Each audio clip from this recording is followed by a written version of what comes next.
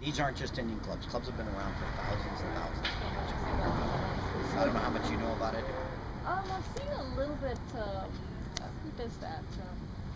One of the guys over down in the south area, around Hermosa Beach. Oh, Willie. Willie. Yeah, I taught Willie. Okay. Okay, so the bottom line is, I'm going to show you, all you guys, thank you for coming. Thank you. Thank you for coming, and I know there's not a whole lot of people, but there's actually a benefit because we can go ahead and I'll get a lot more intimate and let you guys try stuff out in that. So I'll do a little club demo for you and show you some exercises, and also, first I'm going to explain to you a little bit about the history. Really, there's not a lot written. What we know more or less is through graphics and stone carvings and all that kind of stuff of people using clubs forever. The Indians, from my research, and I did a lot, I went to the Library of Congress, I looked up all kinds of information on it. They're really the people that did it. When you look at the Persians, first we see people in England and all that using clubs, but they actually picked it up from the Indian people. Oh, you mean from like Asia? Asia. Asian. So they've been using these forever. There is a god in the Indian culture called Hanuman, and he carries a gada. It's a metal object or a stone mace. It was used for war. Later it became like a scepter, like something kings and whatever would hold. Today, the guys who practice kushti, which is wrestling, kushti is wrestling in Turkey, Persia, India. They call it kushti. Every guy in kushti, involved in kushti, used some form of club or another. So what you'll see in the early 1800s in this company, you didn't see anybody really doing heavy clubs. Very few people used heavy clubs. When the British brought it over, they used a smaller or lighter club the majority of the time. In India, they use heavy clubs. And I mean sometimes 100 pounds each club. Persia, normally when you see many guys on YouTube or you start to do the research, you guys have seen everybody lifting clubs, they'll tell you they're heavier than they are. These are like 17 pounds. These are 20 pounds. Those are 10 pounds, 10 pounds. This is only like 1/3 of my collection. Those are only 30 pounds. And so you'll have guys tell you, oh, I want a pair of 50-pound clubs. You don't want a pair of 50-pound clubs. The only guy I saw that can swing those properly is a guy that outweighs me by 70 pounds. And he's been doing it. They're Pahlavans. They're from Iran. Pahlavan is an honorary title like Sansei or Samurai, and it's more about the culture. It's not just about the exercise. In India, when they do the clubs are very important because it's all tied in. Again, you see the god and the religious aspect is all tied into it. But we don't want to promote that. We don't promote that here in the United States. I'll first show you the lighter clubs and what I do with the lighter club, and then we'll go to the heavier and heavier and heavier clubs. Then I'll do, if you want at the end, I'll do like a little straight thing and do some weird stuff for you so you see kind of some of the benefits of it. But when I teach people clubs, many people come to me and everybody wants to lift heavy. It's just an American thing. I don't know why, but it is. That wouldn't be me. Yeah, well, it isn't me either. You really, or them. The macho dad. Yeah, you really want to lift sensibly, Yes. not heavy. Right. So when I started learning the clubs, all I could see, there were only 2 or 3 people doing it. I learned from a guy from Nepal. He teaches a thing called Tangta. And they use it, again, to enhance sword fighting and stick fighting and that. I also learned from some guys, wrestlers. I also studied catch wrestling. That's what also got me into this early on. And catch wrestling, they used to use clubs also. But that was brought again from the guys that came back from India. You follow me? These catch wrestlers would go and challenge the Great Gama and these different guys, Bothner and all these guys would go overseas, see this exercise, realize the value of it, and then would bring it back. Most gyms in the early 1900s, you'd see bells, weights, and you'd also see clubs that were complementary to each other, and it sort of drifted out of favor. But when I teach people the clubs, I like them to start with a lighter pair because frankly, it's learning the motion, it's the fluidity, it's not the weight that I'm concerned with. So, when you first learn the thing, I have a mnemonic device. I teach people to put their thumbs up like it's a club, then put their hands like this, and then turn their hands over. And the whole idea, when I see other people lifting these light clubs, these are only 2 pounds. Hold these, try these. I want to get you active and get you involved here. Okay? So, when you lift these light clubs, you start like this, then you go like this, Turn your hands out like this. Ah, perfect. Like this, and then drop the club down. And then you bring them together like this. Follow me? And then you go back to the beginning position again. So it's 1, 2, 3. You're quick at this. 4, 5, and then bring them down. Can you feel it? And you feel it a lot, particularly when you see a lot of people turn their arms like this. What I do, a lot of people now are swinging clubs, they swing like this, but they're limiting their range of motion. You don't want to limit the range of motion. I start to incorporate my waist. Everything I do, I use my whole body for strength. So, if you follow this like this, you start to swing them more like this. You see the difference? So I can take each one of these exercises and break this down into an exercise. This is an exercise. This is an exercise like this. This is great for when you're sitting in the chair at your office all day and you get dowager's hump and you're like laying like this. You want to open up the thoracic cage and then this. Put your hands out. You follow me, and then I just drop these down. Normally, when people do it, they'll drop their hands like this because they don't stretch in the back. I have a whole series of exercises I do before I teach people even to lift the clubs. When you start getting into heavier clubs, you don't want to injure the rotacuff, the shoulder, or the wrist. So there's all kinds of exercises I do for the wrist, with the clubs and without the clubs, to help teach that, to stretch the palm. I'm not worried about stretching the fingers. You stretch the palm, you'll stretch the fingers naturally. So I teach them that first. There's a whole series of things I do. Then the shoulder, we all know this, against the wall and without the wall. Does it make sense? And then this way. And if you try this, you'll see, whether you're doing kettlebells or whatever you're doing for your shoulder. So now I'm doing the back, front, underside, and cross. So when we do boxing, we're using our elbows. The thing I see everybody doing is they're not using the shoulder. Guys will punch with their arm. I learned this, it's called jolting, from Manny Pacquiao's trainer, the original trainer. It's a round, this is the motion you want to start to get. This is where the injury comes in. When they don't have command of this, and when the kinetic link starts to work, what happens? This fails. Does it make sense? All this stuff is great, but they don't have this. With that circular development, is that, how Bruce Lee did that 1-inch punch that could take somebody it's off this, their feet. but then it's pushing with the hip and with the arm. But the kinetic link, this is what I was telling you. This is the part of the kinetic link, in my opinion, that everybody seems to neglect. Yeah. This. Now, I'm also using every other part of my body. I'm driving from the floor. Let me show you that. When I lift the heavier clubs, it's effortless. By the way, there's a whole bunch of other stuff I do with this. I'll show you in a moment. But when I lift with the sorry to jump around on you, but when you lift a little bit heavier club, just like with a kettlebell, you lift with your legs, you don't lift with your arms, ever. Yeah. It's effortless. You turn your hands in. This is where the breathing came from. Yep. You turn your hands in. Yeah, you go.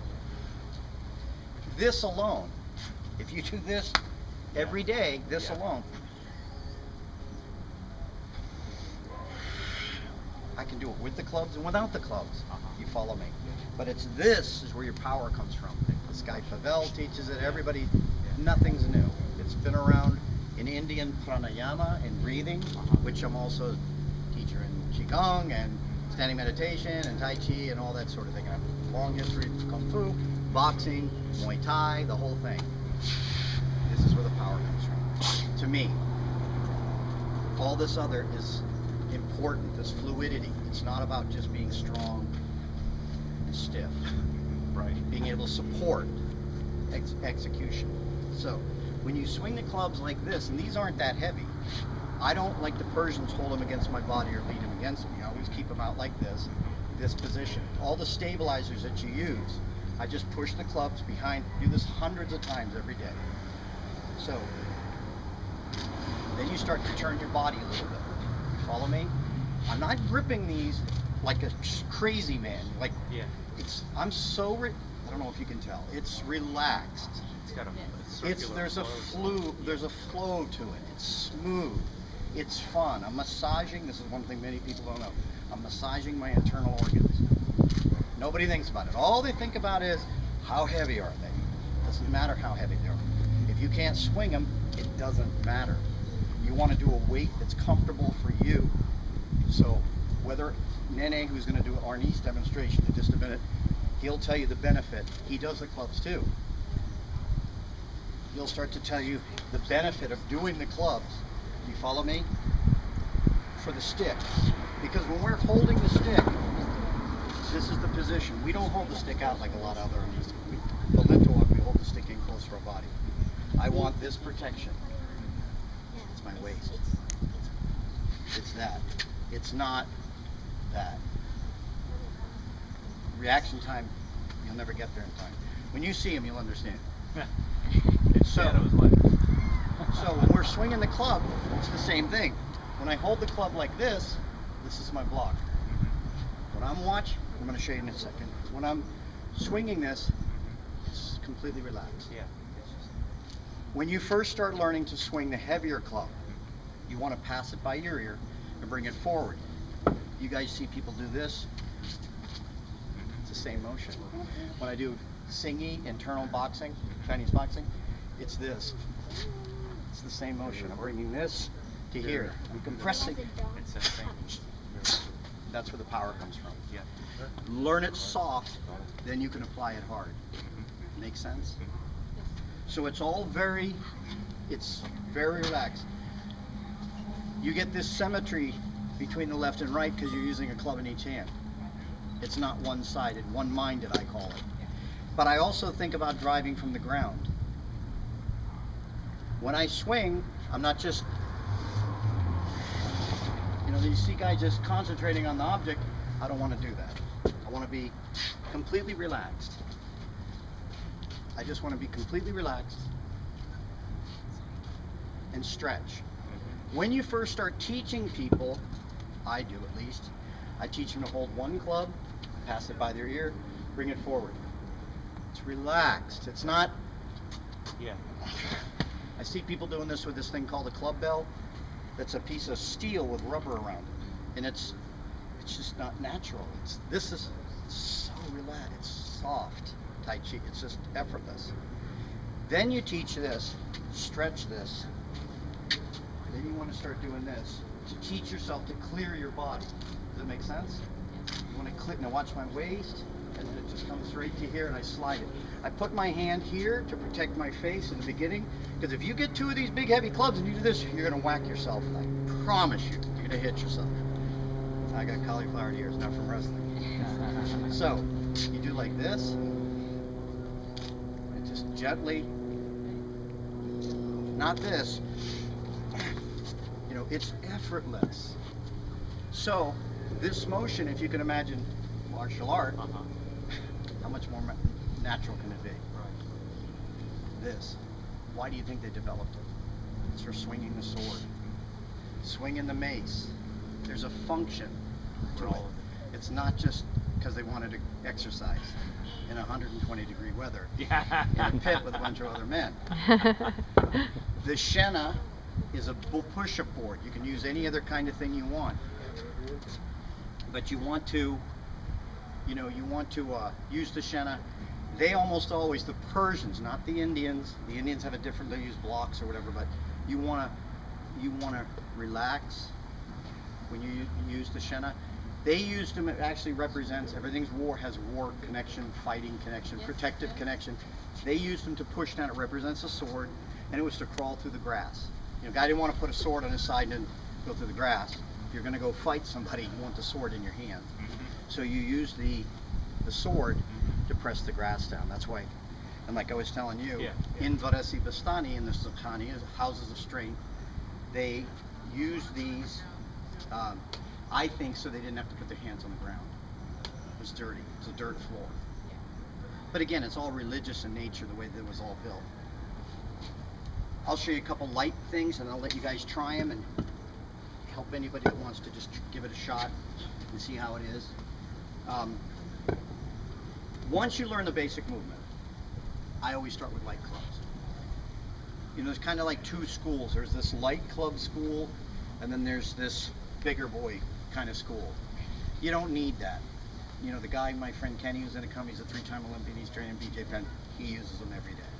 So we do it for training guys for takedowns and for legs and for really building. And it's more, he does it to protect the rotacuff. Mm-hmm. Every BJ Gay guy I know, all these guys I know, they all end up with shoulder injury. Mm-hmm. This gives you that rotational movement. So you can start with these really slow. You can hold them light.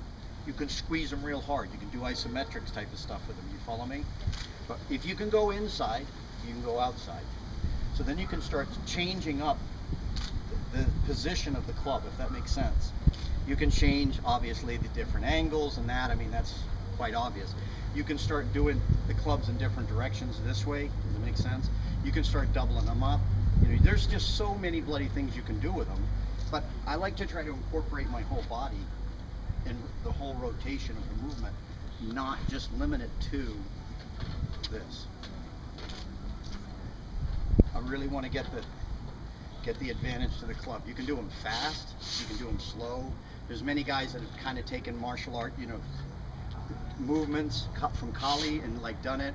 I don't really do that that much. The thing I do every day, probably more than anything, is just use the 10-pounders and use them for, you know, just basic exercise. I'll tell you one thing about breathing. When I do the breathing on them is, when I first do the warm-ups, you can do like a swing, like this. Always be conscious of this, keeping your back straight. But this is where the power comes in for any kind of boxing. I have a whole different program I do just for fighters, for learning to protect their head, their waist. This, you know, for these muscles like this. You follow me? So I have a whole different thing I do for that. For Muay Thai fighters, this. Because this, I don't know of any other thing that will teach you other than actually this, or using that elbow. Make sense? And keep the hand in the correct position. This is how I lived in Thailand. So, this, for teaching this movement, I don't know of any other kind of exercise. And that's what you want. And then breathing, this, clubs like this. This, but then this. You want to turn your hands over. If you can try this, just go. And the difference is when you go like this, you'll really feel the difference.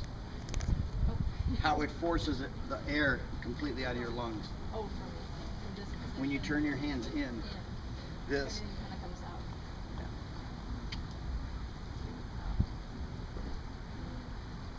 Any questions? Can you show an example on how you use those shinnas? I just use them for regular push-ups. You can do tiger push-ups. You can do seesaw push-ups. They call it handle pump push-ups. You can do, I have double knee replacement, so I can't bend my knees like probably he can or these guys can't. The shinna is just this. They always put their feet out like this. Obviously, many of us here, we know you can do this. You can change it all up. But they normally just pump their chest onto the, like this. But obviously, you can go like this, right? You can lift up the ends.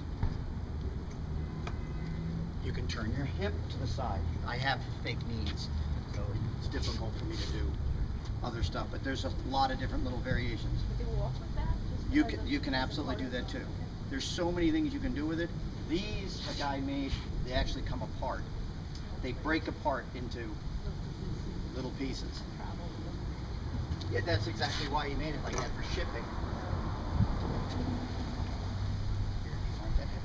You want to try these? You got the low one? No, I'll just try to. That's the whole point. We're here to share, we're here to learn and teach, so I'll be happy to show you just the basic thing. Just try with, you're going to learn the clubs. Always start with one. turn your hand in. It doesn't mean, look, you're going to see in a Oh, minute. I'm I got sorry. pretty good grip. Did I get in the way? It doesn't mean you can't pick it up like that. But if you do this, you're going to use your legs, just pop it up into that position. Perfect. Then all you do is this, drop it straight back. Swing it to the side, put your hand here. Swing it to the side, and just let it, just put your hand, there you go. So you're going to just go like this, and just let it slide right in your hand. For the beginning, just to learn. So like this. And just let it slide into your hand. So instead of letting it come like this, it just sets in this position. The Persians, when they held them, didn't hold them at a right angle. Put their finger on the bottom, and they hold them down lower. Just like with our knees, we don't hold them above our head because it won't protect our body. If I do them too low, you can still hit me. You gotta always keep in contact. You don't have to, you can do whatever you want, but they're always protecting themselves from a stick or from that's the idea of that. So when you start to swing them this way, and that's how you start, then this is the Persian way of swinging, more like this. Then when you want to do Indian, pass it over your head and do them this way. If that makes any sense. You got a helmet? So you really want to get this like that, relaxed, soft. Instead of holding the club out there, get your hand back further here, and you'll find that it'll swing. This will swing a lot easier for you. This way. See how it's like it's rotational.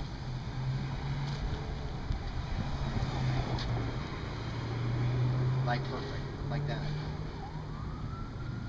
When they come to this rest position in the beginning, when you get the two clubs, you kind of have to like look between the club. You don't want them crashing together.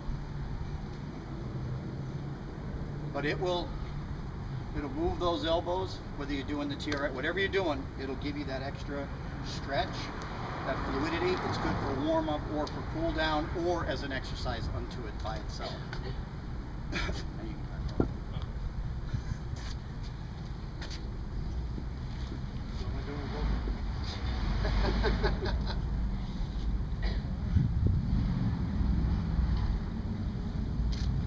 See how one hand gets away, and like our body, our mind wants to dominate one side. and you want to be symmetrical.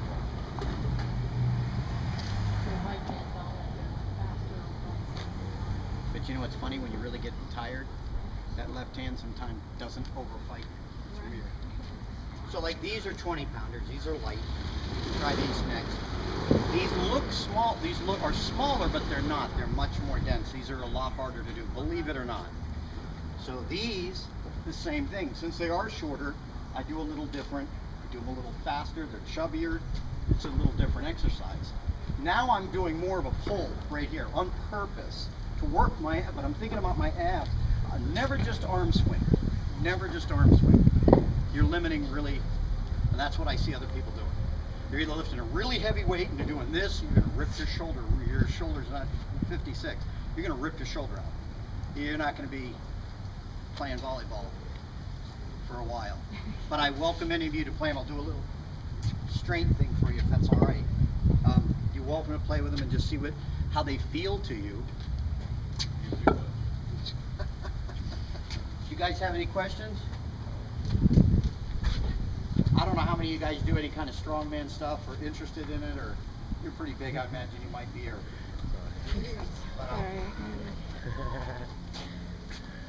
they asked me to do this, and people get a kick out of it, so I'll rip a deck of cards and have you.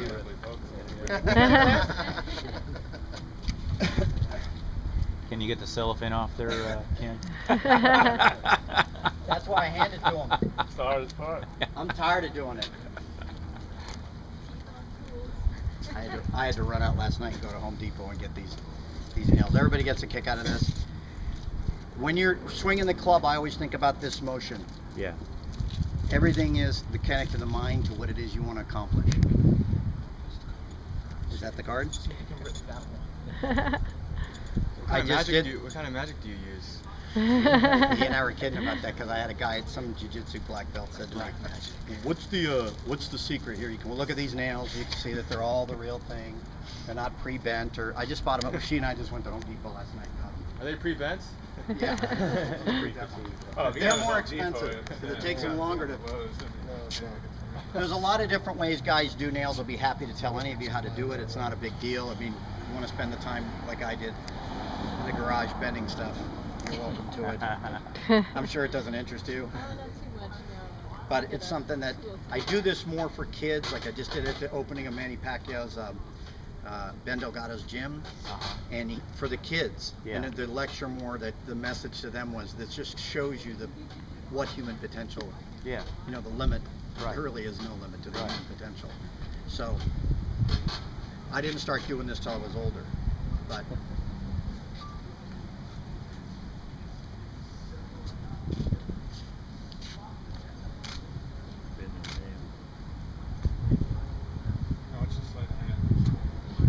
And I've had people tell me that too.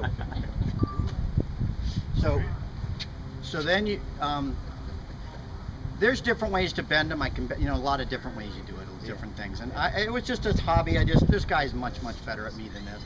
But I just wanted to see, how it was done and more or less learn it on my own. I also drive nails through wood and do all that kind of stuff.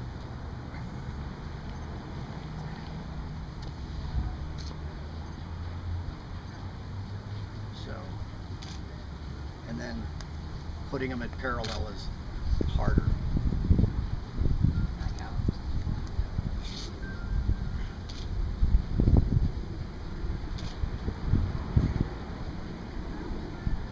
And then I'll break some stuff here for you in a second. You'll see my palms are stronger than mine.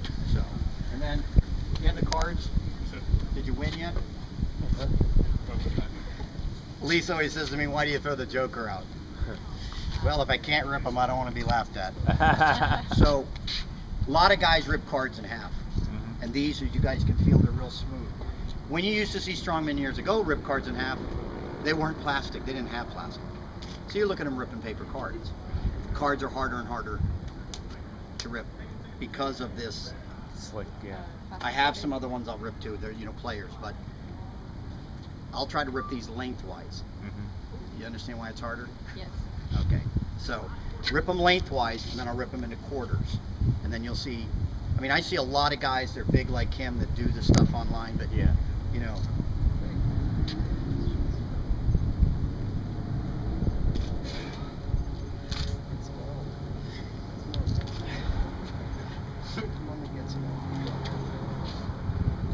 So I get it started. Make sense?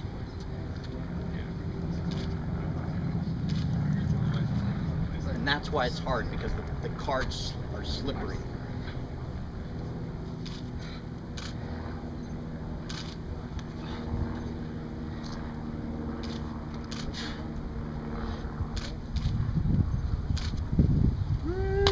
Wow.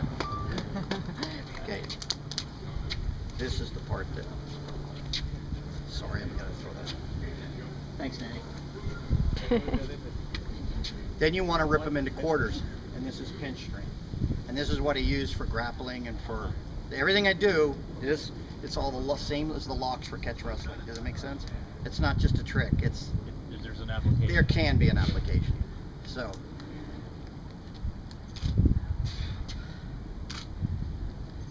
Bloody hard to get a hold of.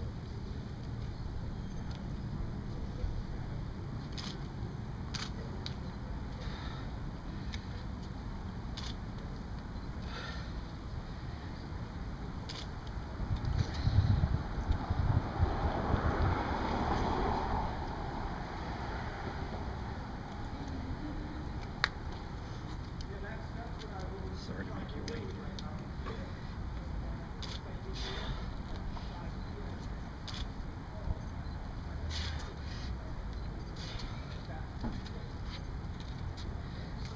Keep doing that, there won't be much of a deck lift.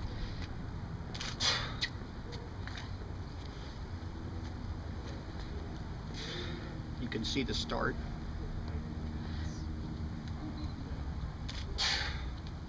That's why it's so bloody hard. These cards are just, they're just falling apart on me. I've never used these cards before.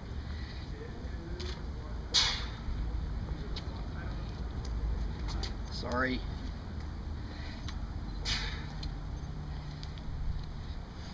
These are like the slippiest cards. 99-cent store. Sorry.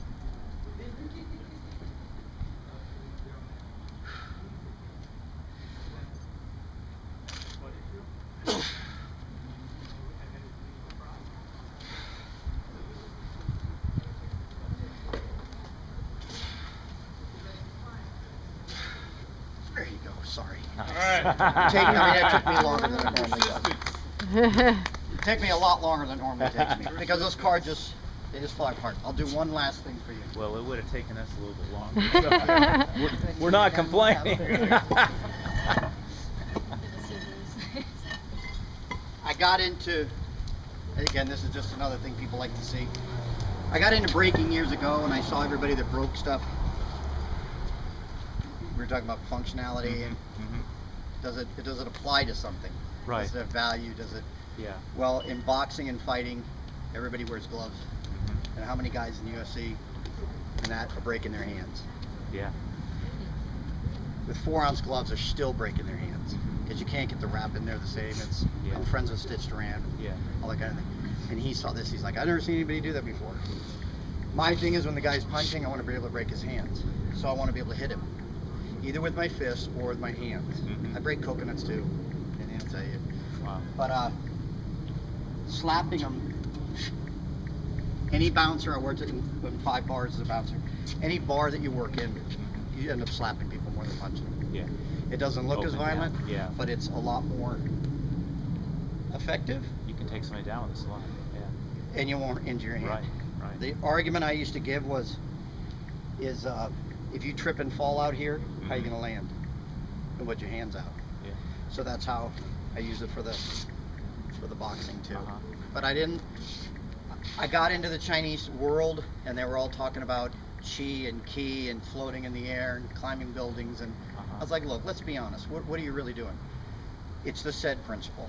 Yeah. Specified adaptation to impose demands. Yeah. I teach my hands this much, but I also use, you met Dr. Chang. Yeah. Yeah. I also use hand medicine. It's not a magical thing, it just helps the hand heal faster. But you'll see the application all come together of the strength, the clubs, and the breaking, that all kind of is all interlocked. The way I move my hand and how far I move it, it all has to do with that small rotation of the arm. You don't want to parry punches, you want to break his arm. If you want to save your life. Yeah. So I can break these without the cloth. The only reason I use the cloth is that I hit it so hard it splits the skin on my hand. You feel it? Because everybody always, after they see somebody break stuff, they go, well, I didn't see it, I didn't get to. You don't know. A friend of mine had a guy come into a class one time named Billy Wicks, catch wrestler. So the guy carried the material in the building and it broke in his hand.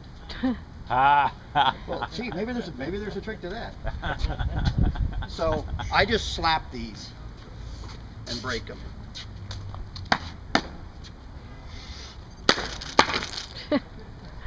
So it's different than, and my boys, when they came to the house the other day, they saw me, I break these into 16ths. He'll tell you, I'm not going to do it for you right now. But, you know, when you take it, I break the halves in half, then the half in half, and then the halves, and so, but at any rate. That's the application of if he punches, and you already hit him, and you keep throwing those. If he's got his hands up, I can injure his hand. I'm not trying to be violent here, but that's the purpose of the, it's that small, that kinetic link. It's a demonstration of the kinetic link. Watching Bruce Lee with the 1-inch punch, it didn't just come out of the shoulder. It was a rolling energy thing. It's a circle. It came off the ground. He uses his hip. And it was like this, and then it whoop. It's more like a push. You know? It's more like a push. You look at the videos very, very, very, very, very, very, very closely. You'll see it's not 1 inch. It's a lot further than that. My hand travels about that. You look now. You get it on tape, so you can. It travels very short distance. Anyway, that's my whole little demo for you. Now, my boy Nene will do something else. Stick.